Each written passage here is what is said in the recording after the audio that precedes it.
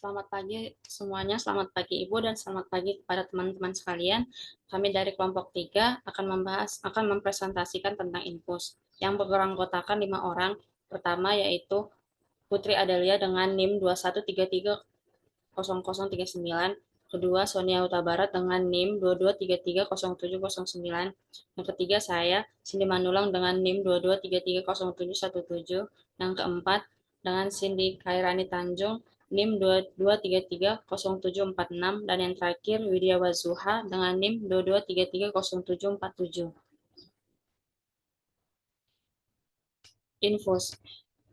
Injeksi volume besar atau large volume parenteral atau LVP adalah injeksi yang umumnya digunakan untuk infus. Biasanya diberikan dalam volume lebih dari 250 ml sampai 1 liter dan dalam jumlah yang lebih banyak lagi perharinya dengan penetesan yang lambat. Karena diberikan dalam volume besar, larutan ini tidak boleh mengandung zat bakteriostatik atau zat penambah farmasi lain. Dikemas dalam wadah yang besar, dosis tunggal. Berikut adalah syarat sediaan infus. Yang pertama, aman, tidak menyebabkan iritasi jaringan, dan tidak menimbulkan efek toksik. Kedua, sediaan harus jernih. Ketiga, bebas dari partikel asing. Keempat, harus steril dan bebas pirogen. Kelima, memenuhi keseragaman volume. Enam, memenuhi uji kebocoran. Ketujuh, stabil. Dan kedelapan, sedapat mungkin isotonis dan isohidris. Selanjutnya dilanjutkan oleh teman saya, Putri. Keuntungan dan kerugian infus. Keuntungannya, efek terapeutik segera dapat tercapai karena penghantaran obat ke tempat target berlangsung cepat. Absorpsi total kemungkinan dosis obat dan dosis obat lebih tepat dan terapi lebih dapat diandalkan. Kecepatan pemberian dapat dikontrol sehingga efek terapeutik dapat dipertahankan maupun dimodifikasi.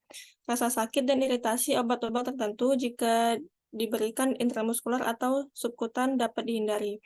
Kerugiannya, tidak bisa dilakukan drug recall dan mengubah aksi obat tersebut sehingga resiko toksisitas dan sensitivitas tinggi. Kontrol pemberian yang tidak baik menyebabkan speed shock dan komplikasi tambahan dapat timbul, yaitu kontaminasi mikroba melalui titik akses ke sirkulasi dalam periode tertentu, iritasi vaskular. Pola penggunaan Ringer laktat untuk diare akut pada balita. Absorpsi Ringer laktat berlangsung secara langsung dan sistematik. Bioavailabilitas komponen aktif larutan Ringer laktat adalah 100%. Waktu paruh intravaskular cairan kristaloid rata-rata dalam 20-30 menit. Metabolisme natrium laktat di dalam larutan Ringer laktat merupakan agen alkalisasi yang dimetabolisme lambat. Laktat di dalam tubuh dipecah menjadi bikarbonat dan air melalui aktivitas oksidasi seluler. Dalam kondisi normal, proses ini membutuhkan waktu 1-2 jam. Bikarbonat kemudian akan bereaksi dengan asam menjadi karbon dioksida dan air. Ekskresi kalsium, kalium, dan natrium terutama melalui ginjal. Distribusi Ringer laktat merupakan cairan garam fisiologis steril yang memiliki kandungan asam dan basa yang menyerupai cairan plasma darah. Ringer laktat memiliki kandungan seperti NaCl, KCl, CaCl2, dan natrium laktat dalam setiap 1 liter. Fungsi dari pemberian Ringer laktat adalah mengembalikan osmolaritas dan elektrolit secara tepat melalui intravena.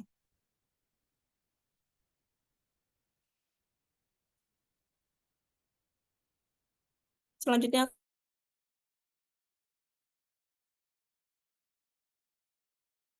akan dilanjutkan oleh rekan Selanjutnya yaitu infus dextrosa. Dextrosa dalam bentuk sediaan steril volume besar digunakan untuk terapi pemeliharaan pada pasien yang akan atau sesudah operasi atau penderita yang tidak sadar.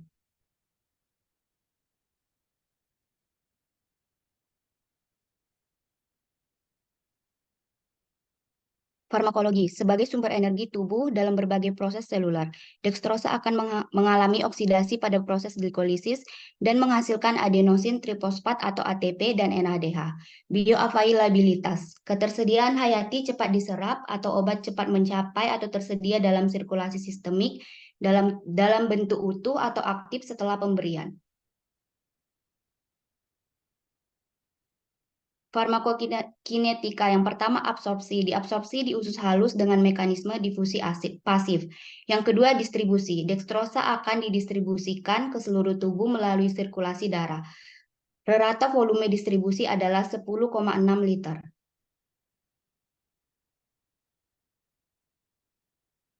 Selanjutnya yaitu metabolisme. Dextrosa akan mengalami oksidasi aerobik dalam proses sintesis molekul energi. Proses glikolisis merupakan bagian dari metabolisme glukosa yang akan menghasilkan dua molekul asam pirufat.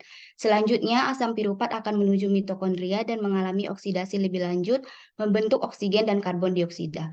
Ekskresi. Dextrosa yang berlebih akan dieliminasi melalui ginjal dan keluar dalam bentuk urin. Jurnal yang dipakai yaitu pengaruh infus dextrosa 2,5%, NaCl 0,45% terhadap kadar glukosa darah perioperatif pada pasien pediatri. Latar belakang pada penelitian sebelumnya dilakukan penelitian mengenai cairan pada pediatri yang mana menggunakan cairan dextrosa 5%, NaCl 0,45% yang selama ini merupakan cairan yang diberikan untuk pasien pediatri selama operatif. Ternyata pasca operatif terjadi hiperglikemia pada pasien. Pemberian glukosa yang berlebihan akan menyebabkan hiperglikemia, meningkatkan termogenesis dan peningkatan produksi CO2. Pemberian glukosa sendiri akan meningkatkan pelepasan insulin endogen. Hiperglikemia yang terjadi dapat memperburuk outcome neurologis serta memperlama penyembuhan luka operasi setelah operasi. Berikut adalah grafik nilai rata kadar glukosa dalam darah. Kesimpulannya, pemberian cairan infus dextrosa 2,5%, NaCl 0,45% lebih baik dari cairan dextrosa 5%, NaCl 0,45% karena tidak menyebabkan terjadinya hipoglikemia dan hiperglikemia selama dan setelah operatif pada pasien pediatri. Selanjutnya akan dilanjutkan oleh rekan saya.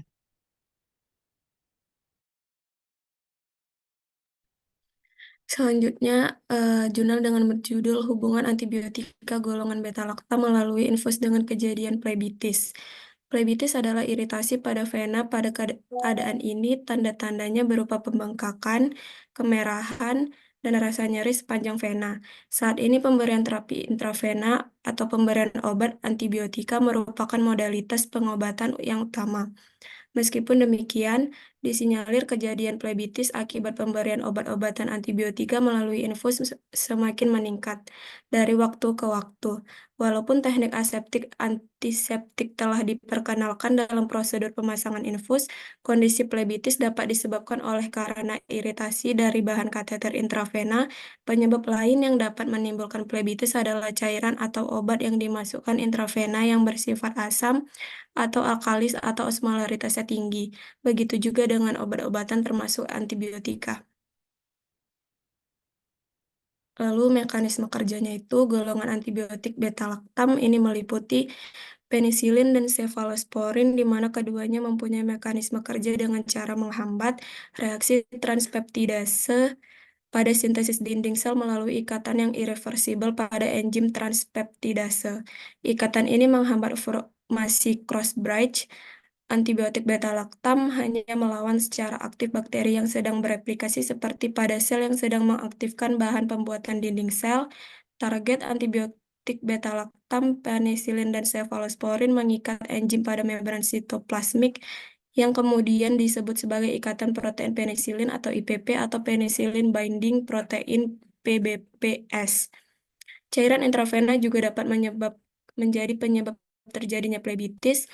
Penelitian Trianto DKK membuktikan bahwa pada cairan intravena hipertonis dapat mengakibatkan plebitis.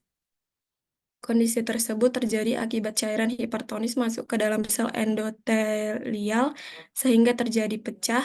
Iritasi dapat juga terjadi karena cairan hipertonik selalu seperti NaCl 0,45% dicampur dengan air dimasukkan dalam terapi infus. Cairan hipertonik seperti D5% dalam NaCl dan D5% dalam Rl dapat menyebabkan plebitis dengan sel endotelial terjadi kerusakan, yaitu membran pembuluh darah menyusut dan terbuka, bahwa kedua cairan hipotonik dan hipertonik dapat mengakibatkan iritasi pada pembuluh darah. Dalam hal ini tentang obat-obatan, pemberian obat-obatan atau antibiotika dan agen kemoterapi pada pemasangan intravena memungkinkan terjadinya trauma kimia pada dinding pembuluh darah yang dilalui terutama di tempat masuknya jarum infus. Obat-obatan yang memiliki pH yang terlalu rendah atau tinggi mempermudah terjadinya iritasi pada vena yang mempunyai risiko besar terjadinya plebitis. Begitu juga dengan obat-obatan termasuk antibiotik-antibiotik atau antibiotik beta-laktam, vancomycin. Bahan tersebut dapat menyebabkan iritasi dari endotelium dan merangsang reaksi inflamasi intravaskuler. Pada penelitian yang telah dilaksanakan menunjukkan bahwa tidak adanya hubungan pada penelitian tentang kejadian plebitis pada pemberian obat-obatan antibiotika golongan beta-laktam melalui infus. Pemberian terapi intravena, pemberian obat antibiotik merupakan modalitas pengobatan yang utama. Obat-obat antibiotik mempunyai spektrum sempit atau spektrum luas. Karena antibiotik berspektrum sempit bersifat selektif, maka obat-obat ini lebih aktif dalam melawan organisme tunggal daripada antibiotik berspektrum luas. Antibiotik spektrum luas seringkali dipakai untuk mengobati infeksi di mana mikroorganisme yang menyerang belum diidentifikasi dengan pembiakan dan sensitivitas. Obat-obatan antibiotika atau antibiotik golongan beta-laktam vancomycin merupakan bahan yang dapat menyebabkan iritasi dari endotelium dan merangsang reaksi inflamasi intravaskuler.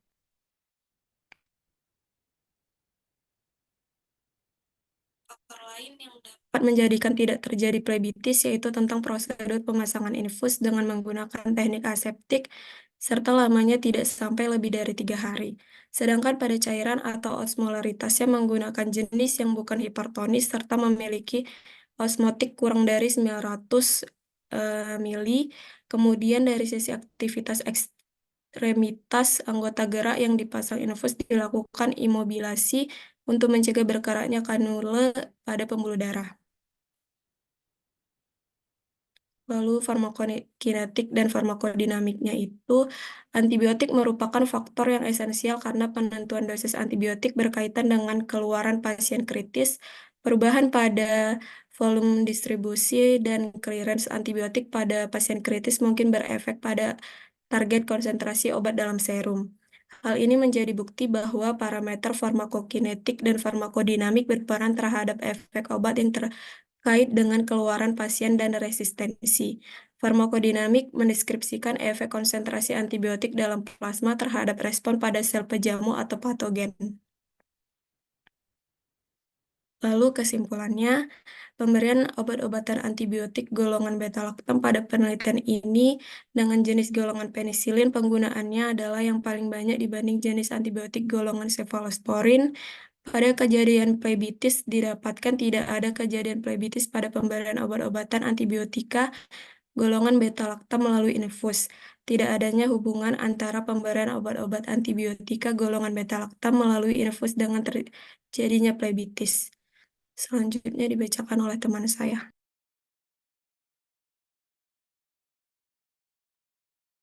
Selanjutnya, jurnal gambaran serta kesesuaian terapi diare pada pasien diare akut yang menjalani rawat inap di RSUD Sleman.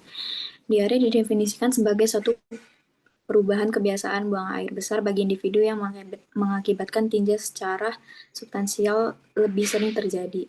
Diare menyebabkan hilangnya air dan mineral atau elektrolit seperti kalium dan dapat menyebabkan dehidrasi. Pengobatan pada gastroenteritis biasanya ialah minum cairan yang cukup, termasuk pada penderita yang muntah harus minum sedikit demi sedikit untuk mengatasi dehidrasi, sehingga muntah terhenti. Jika muntah berlangsung terus dan terjadi dehidrasi berat, mungkin diperlukan infus cairan dan elektrolit. Obat yang digunakan untuk mengobati serangan dari ini dikelompokkan menjadi beberapa kategori, yaitu antimotilitas, adsorben, senyawa antisekresi, antibiotik, enzim, dan mikroflora khusus. Terapi farmakologi pasien diare akut. Terapi farmakologi dalam penyembuhan pasien diare akut terdiri dari terapi rehidrasi dan terapi antidiare serta terapi antibiotik. Antibiotik yang digunakan cefotaxim. Pemberian cefotaxim pada anak-anak harus dipantau karena fungsi ginjal yang belum sempurna dapat menyebabkan efek nefrotoksik. Mekanisme kerja sefotaksim. Sefotaksim ini bekerja dengan cara membunuh bakteri atau bakteriosit. Mekanisme kerja obat ini dengan cara membunuh bakteri dan menghambat pertumbuhannya. Selain mengobati infeksi bakteri, sefotaksim juga bisa digunakan untuk mencegah infeksi akibat operasi. Farmakokinetika. Absorpsi sefotaksim pada pemberian intramuskular terjadi secara cepat, yaitu dalam 30 menit. Sefotaksim dapat didistribusikan secara luas pada berbagai jaringan dan jaringan tubuh.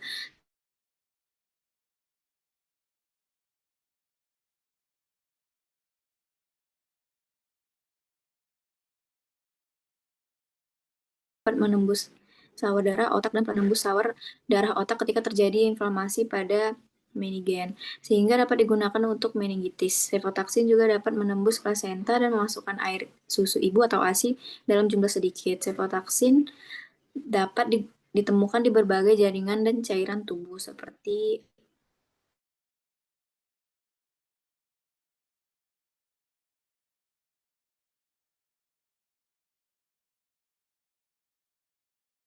aqueous humor, cairan acetate 8%. Selanjutnya, metabolisme sefotaksim akan dimetabolismekan secara cepat di hepar melalui proses deaselitasi menjadi desatelsefotaksim. Kadar metabolit ini sudah dapat terdeteksi di plasma 5 menit setelah pemberian obat. Metabolit ini dapat dideteksi di darah dan di urin sekitar 10 menit setelah pemberian sefotaksim. 15 mg per kilogram dosis tunggal 4 desacetilsefotaksim ditemukan dengan jumlah 5 IU per mili. Metabolit ini memiliki spektrum antimikroba serupa dengan sefotaksim, tetapi lebih rendah. Selanjutnya, desacetilsefotaksim akan dimetabolisme lagi menjadi bentuk yang inaktif yang tidak memiliki efek bakterisidal, yaitu M2 dan M3.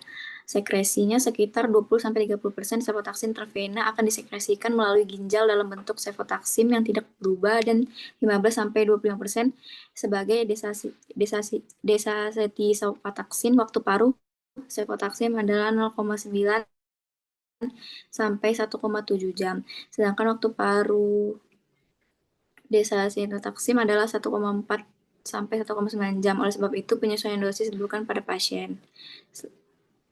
Selanjutnya akan dibacakan oleh teman saya.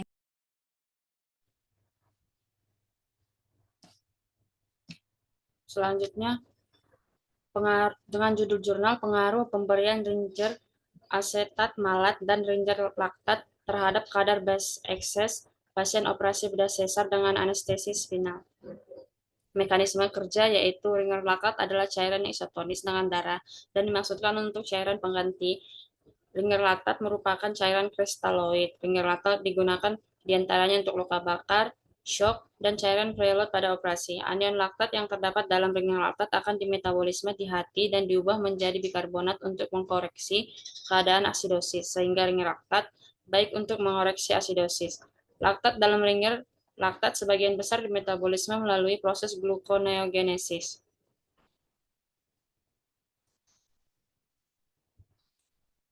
Asetat dan malat akan dimetabolisme di hati menjadi bikarbonat. 1 mol asetat akan diubah menjadi 1 mol bikarbonat dengan 1 mol malat akan diubah menjadi 2 mol bikarbonat. Malat bekerja dalam waktu lebih lama dibandingkan dengan asetat. Oleh karena itu, kombinasi asetat dan malat merupakan pilihan yang baik dalam suatu cairan. B. Brown mengatakan bahwa ringer asetat malat lebih baik dari ringer laktat karena ringer asetat malat lebih isotonis. Ringer asetat malat memiliki kadar natrium, kalium, dan magnesium yang hampir sama dengan plasma, sehingga konsentrasi klorida yang memiliki kadar yang lebih tinggi dapat dalam rangka mencapai osmolaritas fisiologis. Farmakologinya yaitu sama dengan cairan isotonik lainnya, yaitu mengganti cairan pada kompartemen ekstraseluler. Kompartemen ekstraseluler mencakup 33% dari total cairan tubuh, di mana 67% lainnya adalah intraseluler. Tonisitas cairan dan gradien osmotik akan pergerakan cairan di dalam kompartemen tubuh. Lenjerotol adalah cairan infus yang digunakan untuk memelihara keseimbangan dan mengganti elektrolit dan cairan tubuh pada pasien dan anak-anak yang mengalami gangguan elektrolit dalam tubuh. Obat ini hanya diberikan melalui infus atau intravena. Setiap 100 ml dari obat ini mengandung kalsium klorida 0,02 gram, kalium klorida 0,3 gram, sodium klorida 0,6 gram, sodium laktat 0,31 gram, dan air. Farmakoterapinya yaitu pemberian cairan bertujuan untuk memulihkan volume sirkulasi darah. Pemberian cairan diperlukan karena gangguan dalam keseimbangan cairan dan elektrolit merupakan hal yang umum terjadi pada pasien dengan tindakan bedah termasuk bedah sesar. Gangguan cairan yang terjadi dikarenakan kombinasi dari faktor-faktor sebelum pembedahan, selama pembedahan, dan sesudah pembedahan. Faktor sebelum bedah berhubungan dengan kondisi penyerta, prosedur diagnostik yang dilakukan sebelum operasi, pemberian obat sebelum proses operasi, dan restriksi cairan sebelum operasi. Baiklah, terima kasih telah mendengar presentasi kami. Jika ada kesalahan dan perkataan yang kurang berkenan, kami mohon maaf. Terima kasih.